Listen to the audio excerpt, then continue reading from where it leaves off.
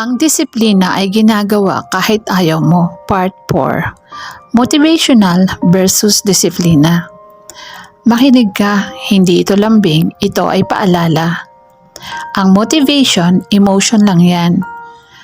Nawawala ang motivation, pero ang disiplina, pinipili.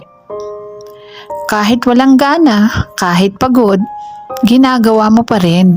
Yan ang disiplina. Motivation ang hinihintay mo. Disiplina ang kailangan mo. Hindi ka palaging mawawalan ng lakas, mawawalan ka ng dahilan. Motivation ay damdamin, disiplina ay desisyon. Tanong ko, ano ang inaantay mo bago ka kumilos? Walang taong nagbabago dahil ginanahan lang. Nagbago sila dahil pinili nilang gawin kahit ayaw nila. Comfort o character? Pili ka.